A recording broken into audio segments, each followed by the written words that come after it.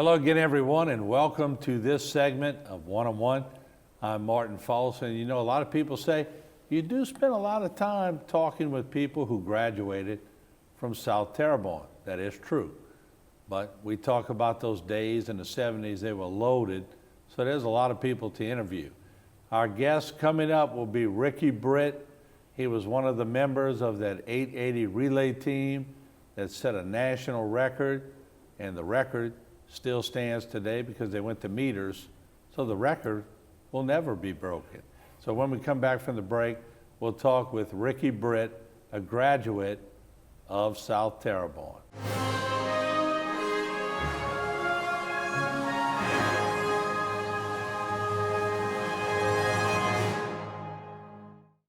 One-on-One is brought to you by the law office of Waits and Downer.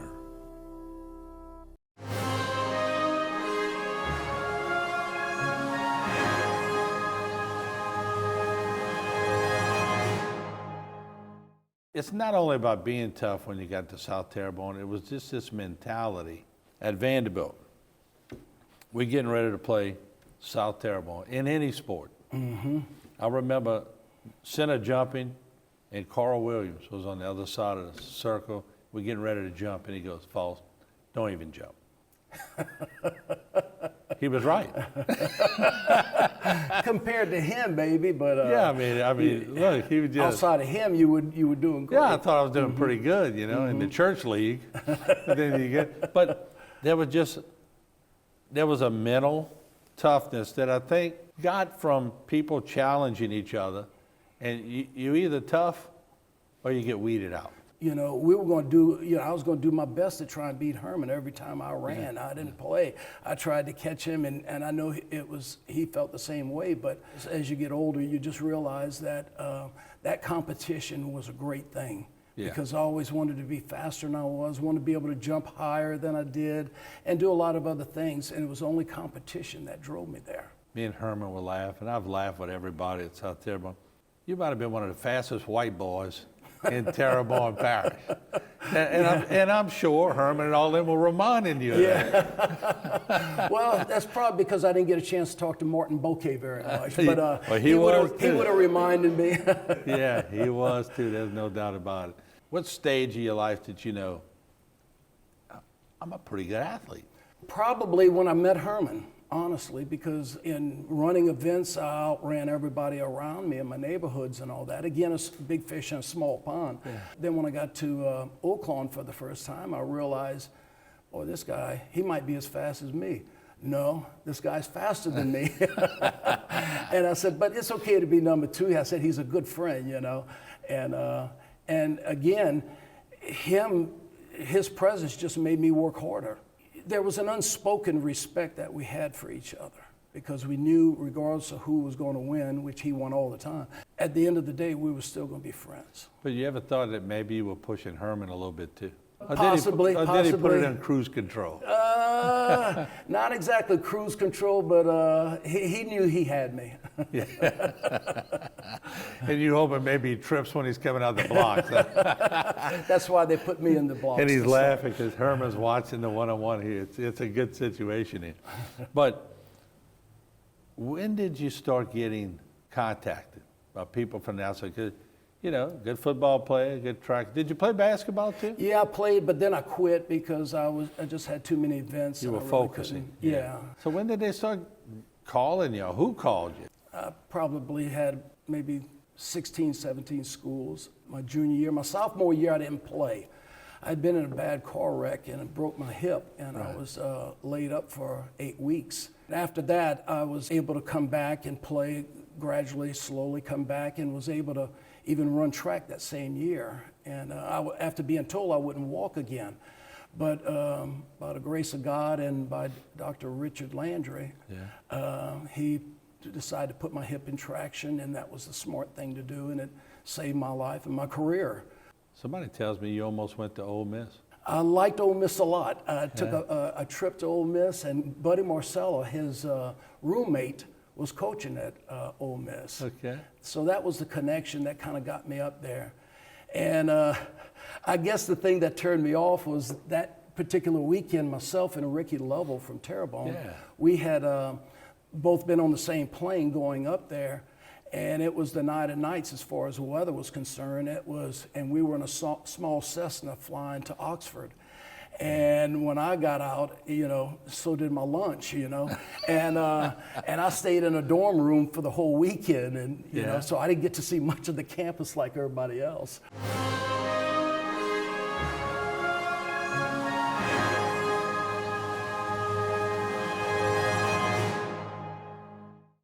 For all of your cases, including those with catastrophic significance, call Waits and Downer Law Firm.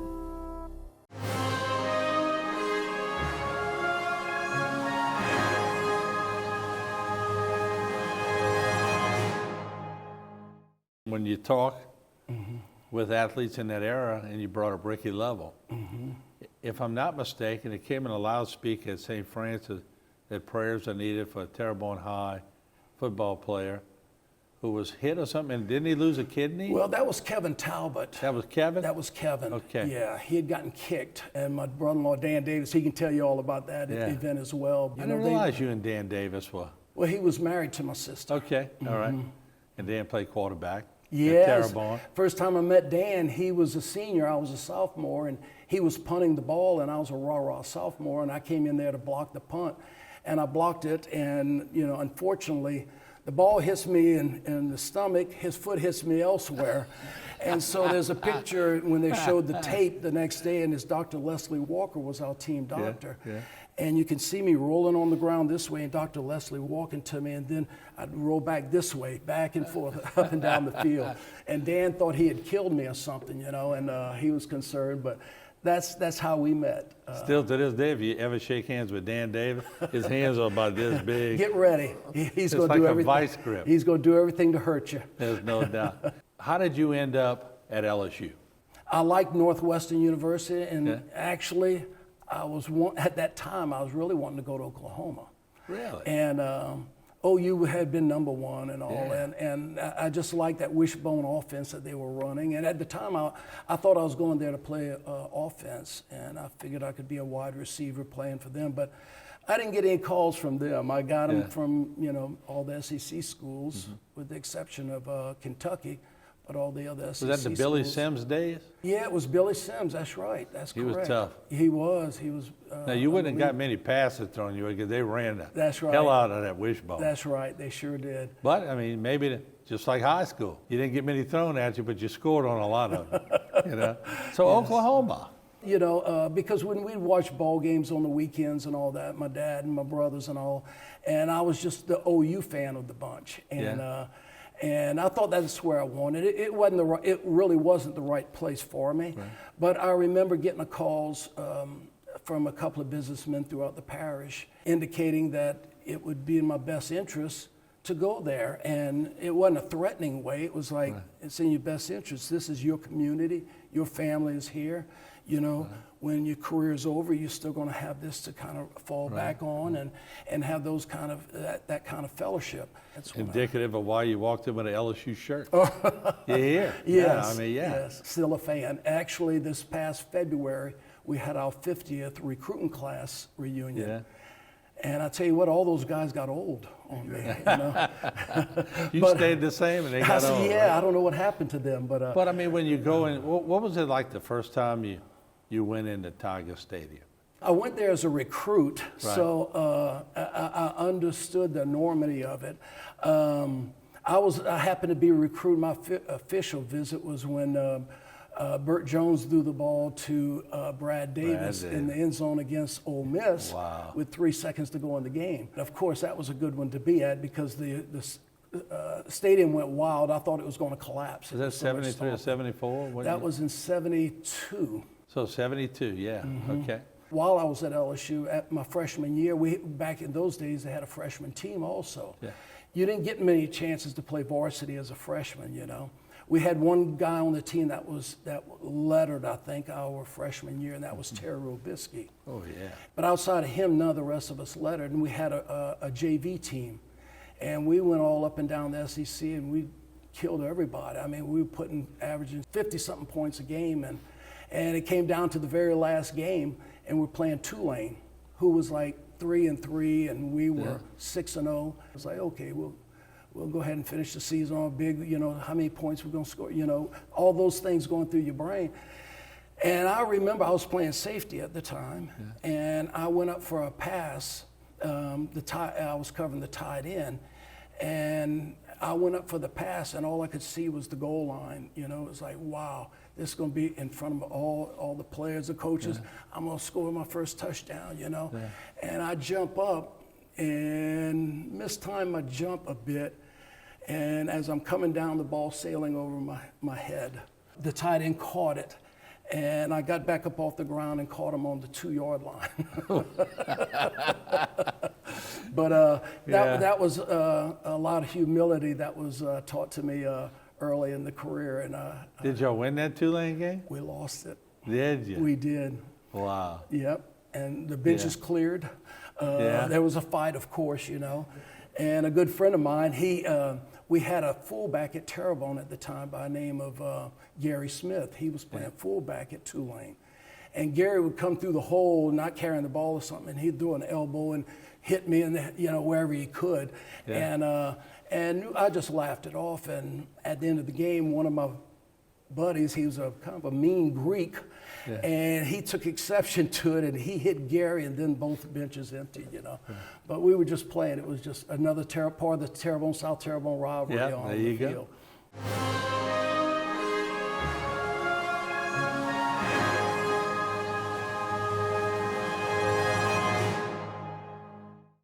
For all of your cases, including those with catastrophic significance, call Waits and Downer Law Firm.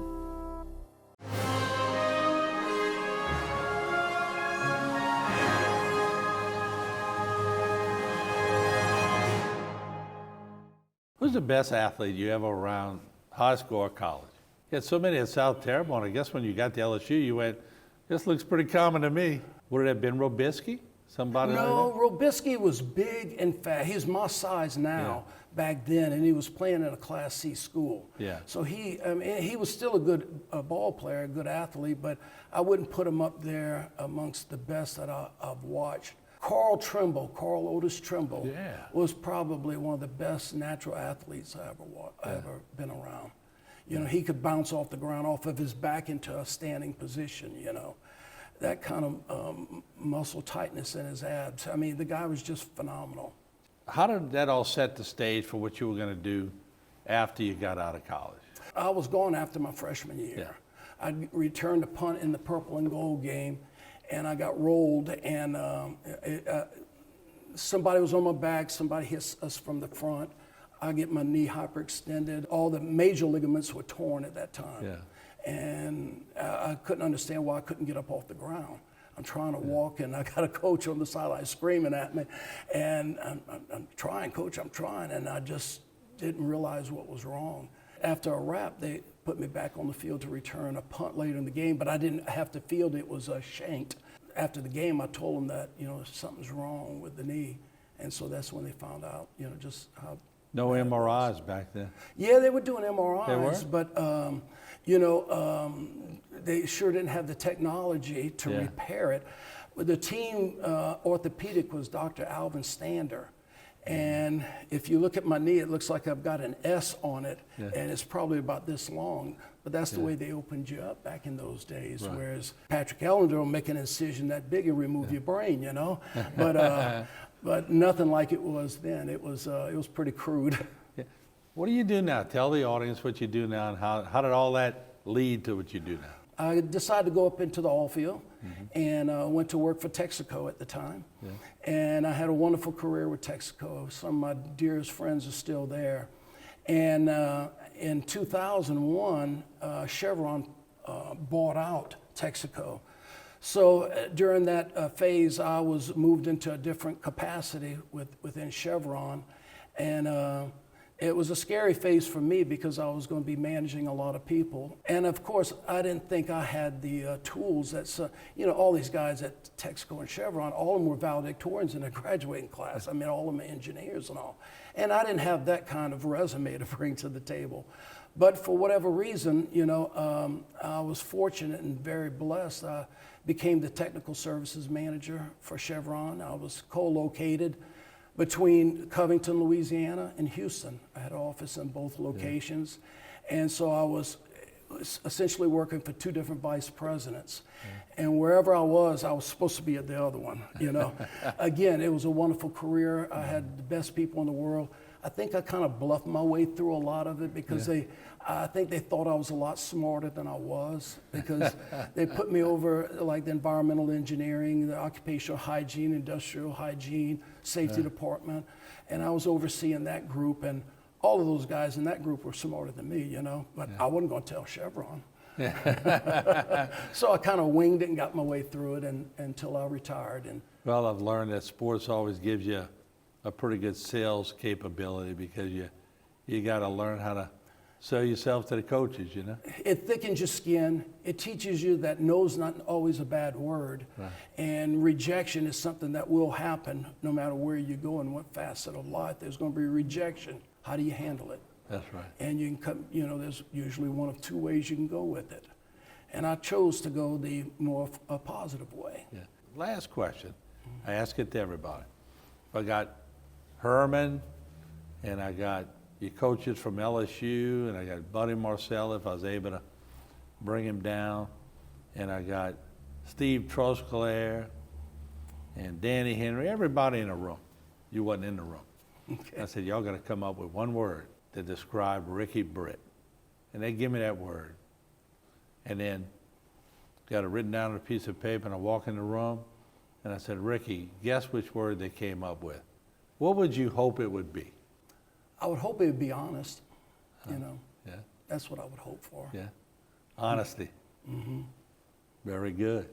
So all those days of prepping, all those days, I guess that's a good point. Once they're all gone, once you realize I'm not running a 9-6 again. Right. And I'm not doing this again.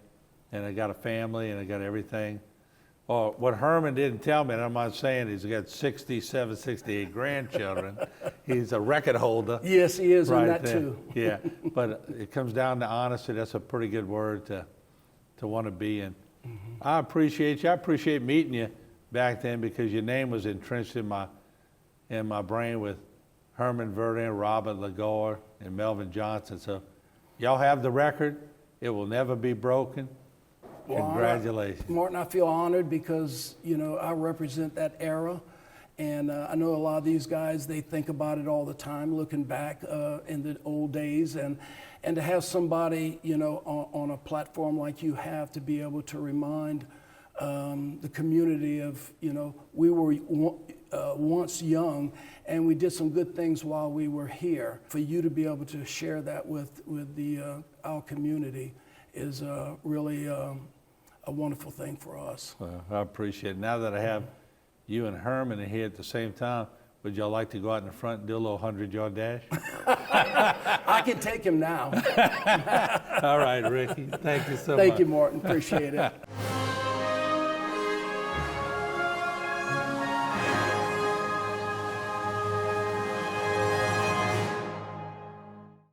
For all of your cases, including those with catastrophic significance, call Waits and Downer Law Firm.